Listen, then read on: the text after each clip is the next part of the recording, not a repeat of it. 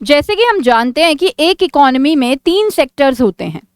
Number 1 agriculture sector, जिसे हम primary sector भी बोलते हैं। नंबर 2 सेकेंडरी सेक्टर, जिसे हम इंडस्ट्रियल सेक्टर भी बोलते हैं। नंबर 3 टर्शरी सेक्टर, जिसे हम सर्विस सेक्टर भी बोलते हैं। तो ये भी हम जानते हैं कि एक कंट्री की बेटा फूड सिक्योरिटी डिपेंड करती है उसके एग्रीकल्चर सेक्टर पर। अगर एग्रीकल्चर सेक्टर अच्छा होगा तो फूड सिक्योरिटी अच्छे से होगी उस कंट्री में।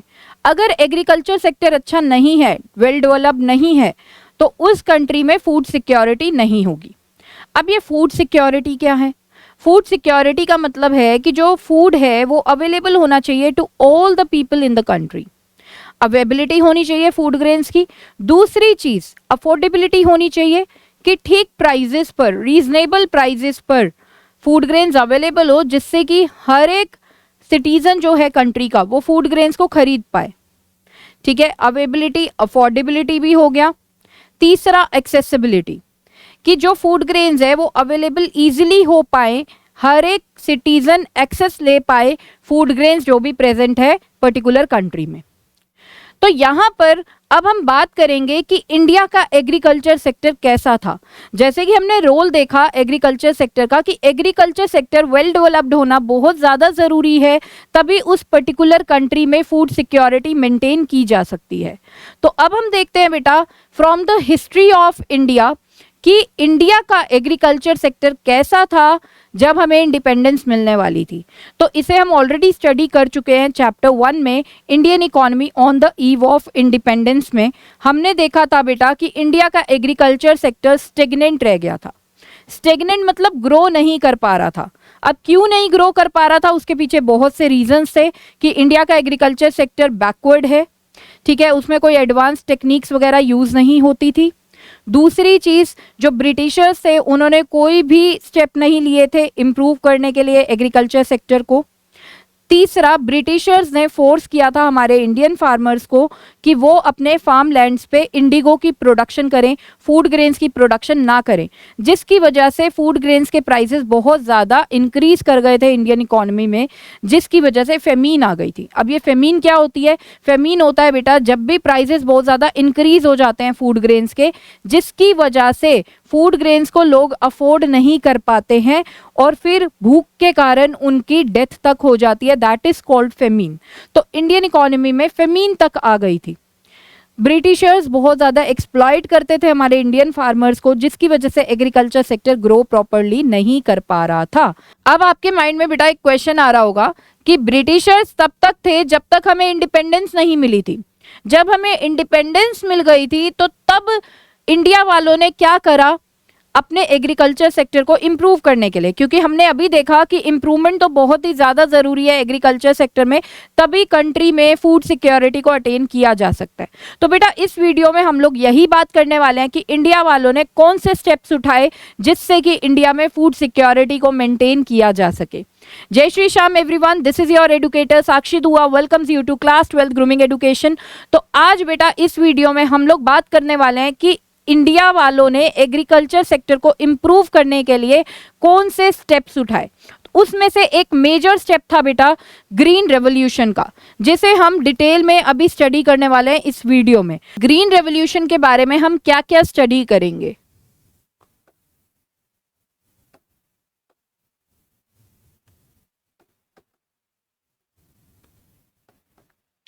सबसे पहला इसके सिनोनिम्स देखेंगे बेटा कि ग्रीन रेवोल्यूशन के अदर नेम्स क्या क्या हैं। What are the synonyms of green revolution?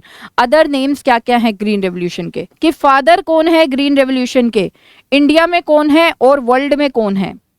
Next हम देखने वाले हैं नीड, ग्रीन रेवोल्यूशन की नीड ही क्या थी। नेक्स्ट हम देखेंगे क्रिटिकल अप्रेजल। क्रिटिकल अप्रेजल मतलब हम ये देखेंगे बेटा कि ग्रीन रेवोल्यूशन से क्या बेनिफिट्स हुए इंडियन इकोनॉमी में और क्या प्रॉब्लम्स हुई इंडियन इकोनॉमी को ग्रीन रेवोल्यूशन की वजह से। चलिए वन बाय वन स्टार्ट करते हैं बेटा। सबसे पहले हम बात करेंगे सिनोनिम्स ऑफ ग्रीन रेवोल्यूशन। देखिए ग्रीन रेवोल्यूशन को और क्या क्या कहा जाता है। सिनोनिम्स मतलब अदर नेम्स। तो बेटा ग्रीन रेवोल्यूशन के अदर नेम्स हैं the third agricultural revolution, the third agricultural revolution. Next जो बढ़िया सा अदर नेम है वो है NAS, शॉर्ट फॉर्म भी कई बार पूछ ली जाती है, न्यू एग्रीकल्चरल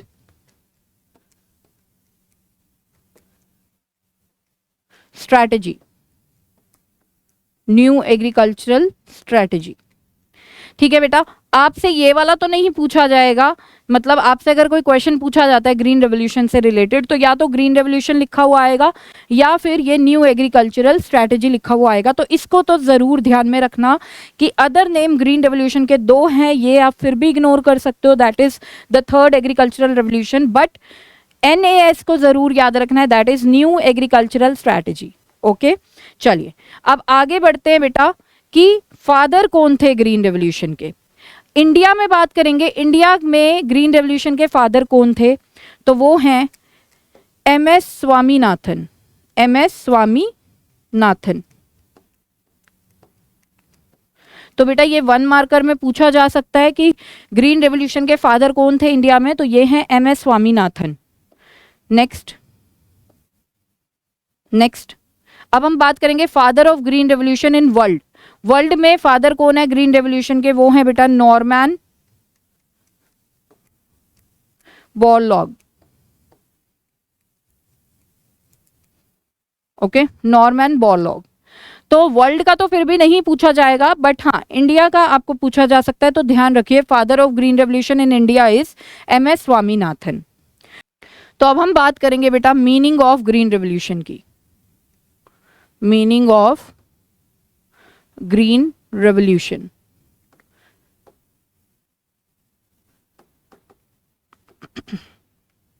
देखिए रेवोल्यूशन का मतलब क्या होता है, रेवोल्यूशन का मतलब होता है बेटा चेंज।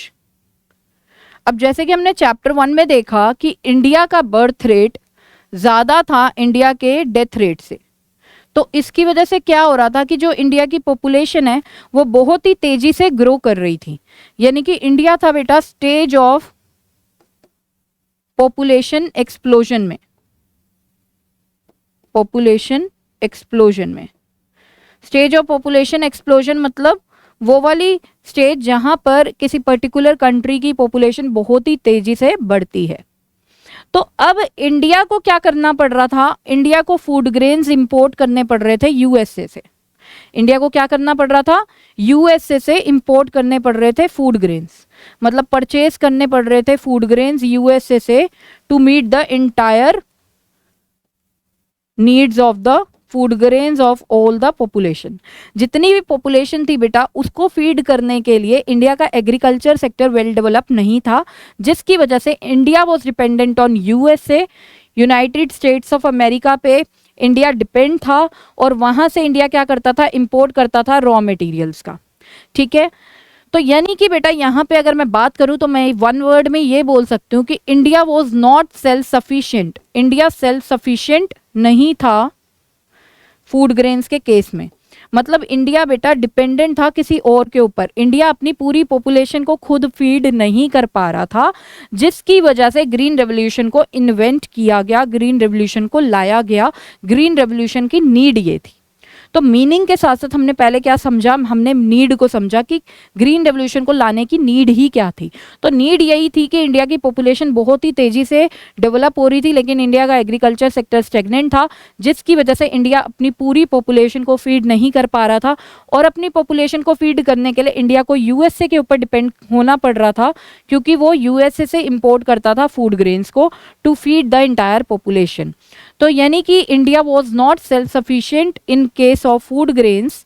तो यहाँ पे सेल्फ सफिशिएंसी लाने के लिए, यानी कि इंडिपेंडेंट बनने के लिए इंडिया वालों को अपने एग्रीकल्चर सेक्टर को इम्प्रूव करने की ज़रूरत थी, जिसके लिए उन्होंने ग्रीन रेवोल्यूशन को लाया। ठीक है, अब ये ग्रीन रेवोल्यूशन क्या था, ये नीड थी। अब ग्रीन रेवोल्यूशन का मीनिंग देखिए बेटा, इंडिया में ग्रीन रेवोल्यूशन से पहले जो फार्मिंग होती थी वो ऑर्गेनिक इनपुट्स के साथ होती थी। ऑर्गेनिक इनपुट्स, ऑर्गेनिक इनपुट्स मतलब जिसमें कोई केमिकल यूज नहीं होता था, नो केमिकल। ठीक है, किसी भी इनपुट में केमिकल यूज नहीं होता था, फिर चाहे वो पेस्टिसाइड हो या फर्टिलाइजर हो, ठीक है। लेकिन अब क्या हुआ बेटा, ग्रीन रेवोल्यूशन के टाइम पे इंडिया ने केमिकल इनपुट्स को यूज किया, केमिकल इनपुट्स को यूज करके देखा इंडियन फार्मलैंड्स पे, ठीक है। एक तरह से ये एक्सपेरिमेंट ही हो रहा था अभी, तो इन्होंने केमिकल इनपुट्स को यूज करना शुरू किया, यानी कि chemical fertilisers, chemical fertilisers, chemical pesticides, ठीक है।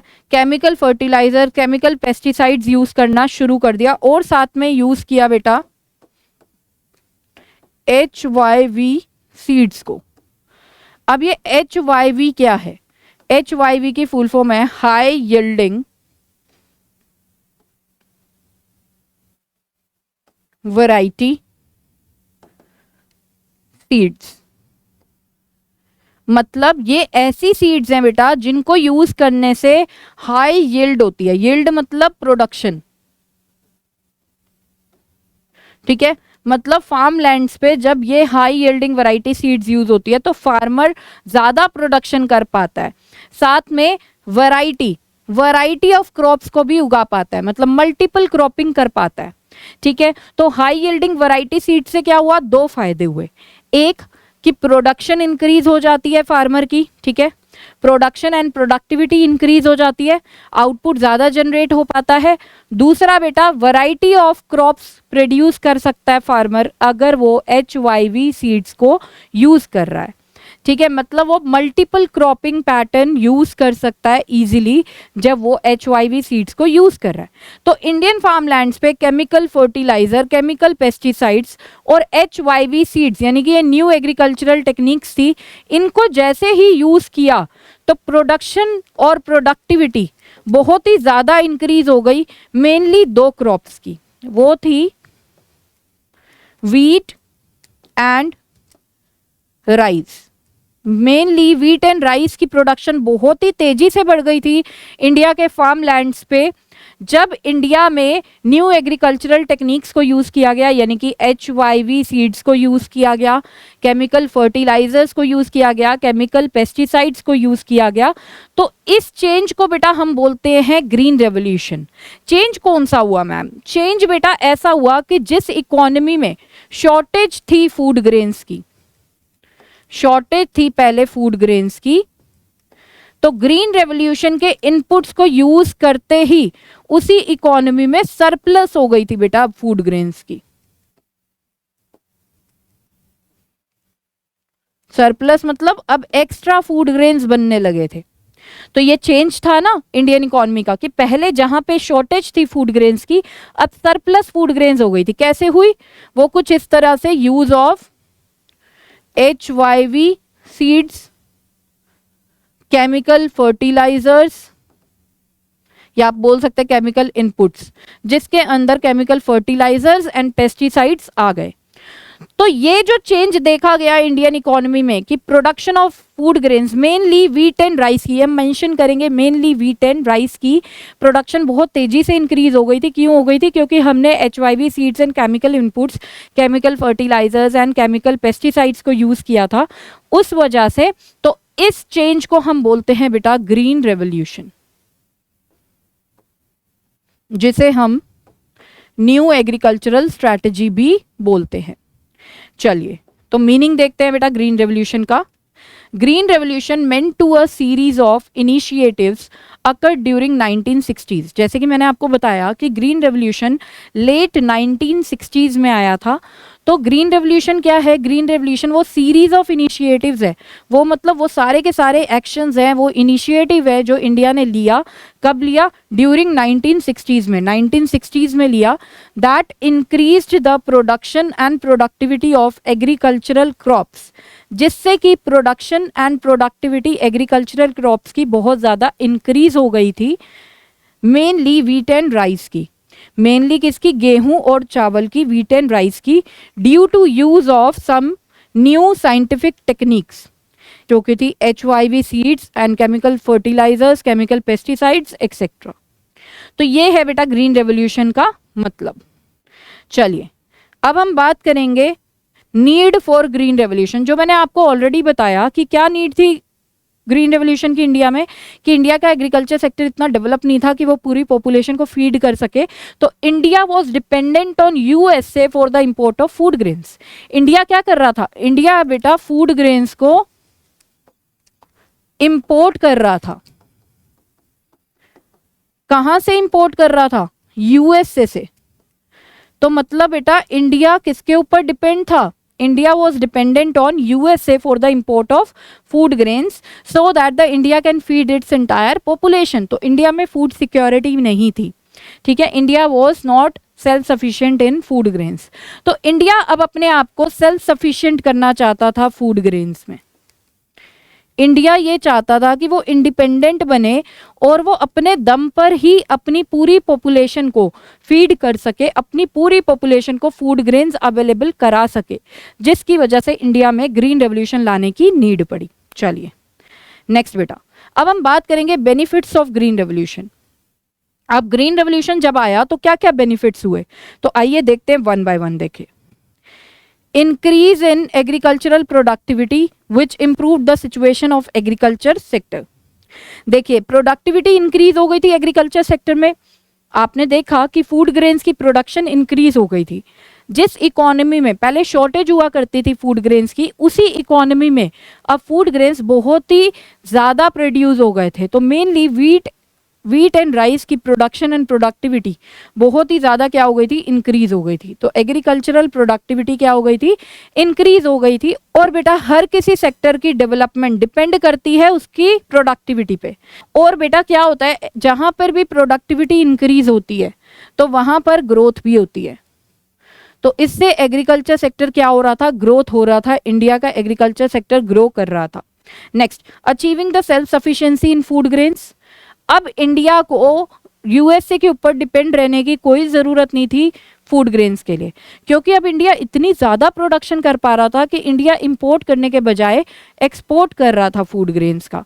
तो इंडिया बेटा सेल्फ सफिशिएंट हो गया था फूड ग्रेन्स में, मतलब इंडिया इंडिपेंडेंट बन चुका था। अब किसी के ऊपर डिपेंड नहीं था इंडिया फॉर फूड ग्रेन्स। चलिए नेक्स्ट बेटा, अब क्या था देखो, मार्केटेड सरप्लस की बात बताऊंगी। अब ये मार्केटेड सरप्लस क्या है, देखिए बेटा, मान लो ये फार्मर का एक फार्मर का फार्म लैंड है। फार्म लैंड कौन से फार्मर का है, राम फार्मर का फार्म लैंड है ये। और ये Ram before the green revolution इस फार्म लैंड पे 10 kgs ऑफ वीट उगा रहा था। 10 kgs ऑफ वीट उगा रहा था, जो 6 months के लिए उसके घर में ही यूज हो जाती है, ठीक है। तो वो सिर्फ फार्मिंग कर रहा था कि अपने घर के लिए वीट उगा सके, अपने घर की नीड्स पूरी कर सके, जिसे हम बोलते हैं सबसिस्टेंस फार्मिंग। सबसिस्टेंस फार्मिंग, तो राम सबसिस्टेंस फार्मिंग कर पाता था, ठीक है। अब जैसे ही ग्रीन रेवोल्यूशन आया और राम ने अपने फार्म लैंड पे ग्रीन रेवोल्यूशन के इनपुट्स लगाए, तो उसी सेम फार्म लैंड पे अब राम प्रोडक्शन कर पा रहा है 25 kgs ऑफ वीट, ठीक है, 25 kgs ऑफ वीट। लेकिन राम को कितना चाहिए घर की कंजम्पशन के लिए, ओनली 10 kgs। तो बाकी एक्स्ट्रा कितना है बेटा, एक्स्ट्रा है 15 kgs। इस 15 kgs का अब राम क्या करेगा, इस 15 kgs को जो कि सरप्लस है, सरप्लस मतलब एक्स्ट्रा, उसे मार्केट में सेल आउट करने के लिए भेज देगा। मार्केट में सेल आउट करने के लिए भेज देगा, जिससे कि राम की इनकम डेवलप होगी। तो यहाँ पर जो एक्स्ट्रा था 15 kgs, वो राम ने क्या किया, मार्केट में सेल आउट करने के लिए भेज दिया, जिससे कि उसकी इनकम डेवलप हो। इसको बोलते हैं मार्केटेड सरप्लस। मार्केटेड सरप्लस मतलब जो सरप्लस यानी कि जो एक्स्ट्रा फूड ग्रेन्स प्रोड्यूस हुए due to use of green revolution, हम सेम फार्म लैंड पे ज़्यादा प्रोडक्शन कर पा रहे थे, ठीक है। तो अब फार्मर सबसिस्टेंस फार्मिंग नहीं क्या कर पा रहे थे, कमर्शियल फार्मिंग कर पा रहे थे। कमर्शियल फार्मिंग का मतलब क्या होता है, फार्मिंग करना बिजनेस पर्पस के लिए, फार्मिंग करना मार्केट में अपने फूड ग्रेन्स को सेल आउट करने के लिए, ठीक है। तो अब फार्मर्स सबसिस्टेंस फार्मिंग से कमर्शियल फार्मिंग करने लगे थे, मतलब फार्मर्स की इनकम भी क्या हो गई थी, जनरेट हो गई थी। अब ये मार्केटेड सरप्लस ये है जो एक्स्ट्रा फूड ग्रेन्स बच जाते हैं अपनी नीड्स को, अपनी फैमिली की नीड्स को पूरा करने के बाद अब फार्मर्स क्या कर रहे थे, उसे मार्केट में सेल आउट कर रहे थे, उसे हम बोलते हैं मार्केटेड सरप्लस। मार्केटेड मतलब जो सेल आउट किया जाए मार्केट में, सरप्लस मतलब एक्स्ट्रा। तो जो एक्स्ट्रा फूड ग्रेन्स बच जाते थे मार्केट में सेल आउट करने के लिए, उसे हम बोलते हैं मार्केटेड सरप्लस। तो आइए देखते हैं, the farmers were now selling a substantial amount of their produce in the market. तो अब फार्मर्स क्या कर पा रहे थे, अपना कुछ अमाउंट ऑफ देयर प्रोडक्शन जो उन्होंने प्रोड्यूस किया था उसका कुछ अमाउंट वो मार्केट में सेल आउट कर पा रहे थे, जिसे हम क्या बोलते हैं, मार्केटेड सरप्लस। नेक्स्ट बेटा, जैसे कि मैंने आपको बताया था कि जब भी किसी चीज की शॉर्टेज होती है तो उसके प्राइसेस बढ़ जाते हैं, और यही कुछ हुआ था इंडियन हिस्ट्री में, जब ब्रिटिशर्स ने इंडियन फार्मर्स को फोर्स किया था कि वो फूड ग्रेन्स की प्रोडक्शन को बंद करके इंडिगो की प्रोडक्शन को इंक्रीज करें। तो उससे क्या हुआ था, इंडियन इकोनॉमी में फूड ग्रेन्स की प्रोडक्शन कम हो गई थी। जैसे ही इंडियन इकोनॉमी में फूड ग्रेन्स की प्रोडक्शन कम हुई थी तो बेटा फूड ग्रेन्स बहुत ज़्यादा कॉस्टली हो गए थे। कॉस्टली हो गए थे तो बहुत से लोग अब उसे अफोर्ड नहीं कर पा रहे थे, जिसकी वजह से लोगों की भुखमरी के कारण जान तक जाने लगी थी। लेकिन अब यहाँ पर क्या हुआ बेटा, यहाँ पर क्योंकि इंक्रीज हो गई थी आउटपुट, यानी कि प्रोडक्शन इंक्रीज हो गई थी फूड ग्रेन्स की, तो यानी कि सप्लाई भी इंक्रीज हो गई थी फूड ग्रेन्स की। जब भी किसी चीज़ की सप्लाई इंक्रीज हो जाती है तो उसके प्राइजेस कम हो जाते हैं। तो फूड ग्रेन्स के भी प्राइजेस क्या हो गए थे बेटा, डिक्लाइन हो गए थे, कम हो गए थे। क्यों हो गए थे, क्योंकि फूड ग्रेन्स की प्रोडक्शन बढ़ गई थी। तो अब फेमाइन का कोई केस नहीं था, क्योंकि अब लो इनकम ग्रुप से भी लोग क्या कर पा रहे थे, इजीली अफोर्ड कर पा रहे थे फूड ग्रेन्स को। So now the low income groups could also by the food easily. तो वो लो इनकम ग्रुप्स भी बहुत ईजिली फूड को बाय कर पा रहे थे, क्योंकि अब फूड ग्रेन्स के प्राइजेस नॉर्मल हो चुके थे। चलिए नेक्स्ट, अब हम बात करेंगे बफर स्टॉक की। अब गवर्नमेंट के लिए भी बेनिफिट था। क्या बेनिफिट था ग्रीन रेवोल्यूशन का, कि गवर्नमेंट बेटा बफर स्टॉक मेंटेन कर पा रही थी। बफर स्टॉक क्या होता है, बफर स्टॉक होता है stock of food grains, stock of food grains, ठीक है, जो गवर्नमेंट स्टोर करके रखती है। ये मान लो ये पूरा का पूरा स्टॉक है फूड ग्रेन्स का, ठीक है, तो ये गवर्नमेंट ने स्टोर करके रखा। क्यों स्टोर करके रखा, कि कोई भी इमरजेंसी होती है तो पॉपुलेशन को अगर फूड ग्रेन्स लेने में कोई प्रॉब्लम आती है तो गवर्नमेंट इस स्टॉक से फूड ग्रेन्स अवेलेबल करा देगी लोगों को, ठीक है। जैसे कोई अर्थक्वेक आया, कोई फ्लड आया, जिसकी वजह से लोग फूड ग्रेन्स नहीं अवेल कर पा रहे, तो गवर्नमेंट क्या करेगी, सप्लाई कर देगी फूड ग्रेन अपने बफर स्टॉक से, राइट। सो बफर स्टॉक बेटा पहले गवर्नमेंट नहीं मेंटेन कर पाती थी इंडिया में ग्रीन रेवोल्यूशन से पहले। क्यों, क्योंकि पूरी पॉपुलेशन को ही हम फीड नहीं कर पा रहे थे, तो एक्स्ट्रा तो क्या मेंटेन करेंगे। लेकिन with green revolution the production of food grains increased in India, जिसकी वजह से government stock of food grains को अब मेंटेन कर पा रही थी। ये जो बफर स्टॉक होता है बेटा, ये FCI में रखा जाता है, फूड कॉरपोरेशन ऑफ इंडिया। ये ऑर्गेनाइजेशन है जो बफर स्टॉक को मेंटेन करती है on the behalf of government. चलिए, so it enabled the government to store a satisfactory amount of food that can be used during the shortage, that is buffer stock, ठीक है। तो shortage के time पे government food grains को available करा सकती है अपनी कंट्री के सिटीजन्स को, ठीक है। कहाँ से कराती है, बफर स्टॉक से। चलिए next, it brought about large scale farm mechanisation. Farm mechanisation मतलब अब नई नई मशीन्स आने लगी थी इंडिया में, ठीक है, ताकि ग्रीन रेवोल्यूशन में तो नई नई मशीन्स चाहिए भी थी बेटा, तो फार्म मैकेनाइजेशन हो रहा था, मतलब इंडियन फार्म लैंड्स पे अब नई नई मशीन्स को भी यूज किया जा रहा था। नेक्स्ट बेटा, an appreciable increase in the demand for labour force in the rural areas for agriculture sector. अब लेबर की भी डिमांड इंक्रीज होने लगी थी एग्रीकल्चर सेक्टर में, क्योंकि देखो ग्रीन रेवोल्यूशन आया, अब उस लेबर की ज़रूरत थी जो ग्रीन रेवोल्यूशन के इनपुट्स को कैसे यूज़ करना है वो इजीली जानते थे, ठीक है, एडवांस टेक्निक्स को इजीली जानते थे। अब लेबर फोर्स की भी डिमांड इंक्रीज होने लगी थी क्योंकि प्रोडक्टिविटी इंक्रीज हो गई थी, तो इंडियन फार्मलैंड्स की देखरेख करने के लिए लेबर भी अब ज़्यादा चाहिए थी। तो यहाँ पर एम्प्लॉयमेंट अपॉर्चुनिटीज़ भी क्रिएट होने लगी रूरल एरियाज़ में फॉर एग्रीकल्चर सेक्टर। चलिए नेक्स्ट, तो ये तो थी बेटा कुछ मेरिट्स। अब हम बात करेंगे सम डीमेरिट्स। अब डीमेरिट्स क्या थी, ठीक है, यानी कि risk associated with green revolution. अब ग्रीन रेवोल्यूशन से रिलेटेड रिस्क क्या थे, तो देखिए बेटा, सबसे पहला रिस्क तो ये था कि जो ग्रीन रेवोल्यूशन के इनपुट्स थे वो कॉस्टली थे। अब क्योंकि वो कॉस्टली थे तो सिर्फ रिच फार्मर्स उसको अफोर्ड कर पा रहे थे, स्मॉल फार्मर्स ग्रीन रेवोल्यूशन के इनपुट्स को अफोर्ड नहीं कर पा रहे थे, जिसकी वजह से क्या था कि ग्रीन रेवोल्यूशन का बेनिफिट जो रिच फार्मर्स हैं उनको तो बहुत बढ़िया मिला, लेकिन जो स्मॉल फार्मर्स हैं उनको नहीं मिल पाया।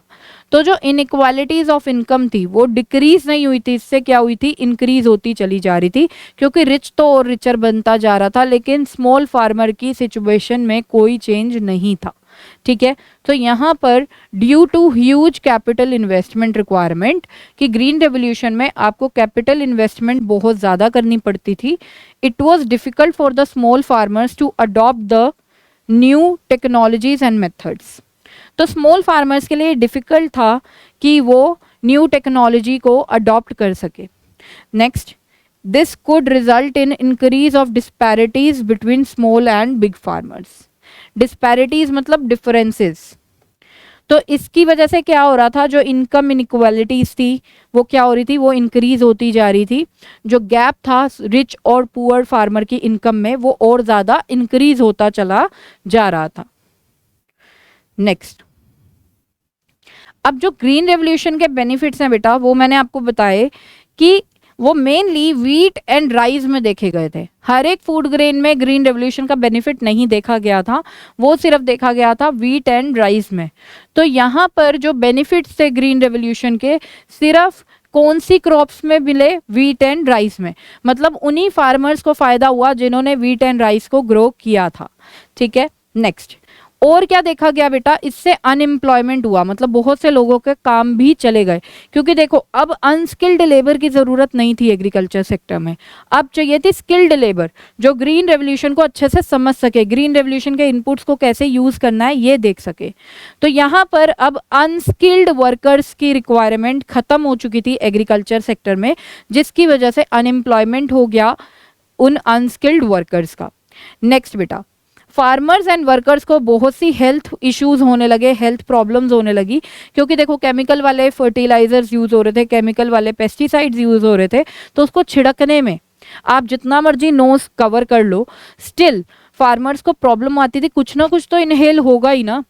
तो क्योंकि ये केमिकल वाले फर्टिलाइजर्स और पेस्टिसाइड्स ये पॉइजनस होते हैं, तो उस वजह से बेटा फार्मर्स को हेल्थ इश्यूज भी होने लगे। तो ये था बेटा risk related to green revolution. तो आई होप ये वीडियो आपको इन्फॉर्मेटिव लगी होगी।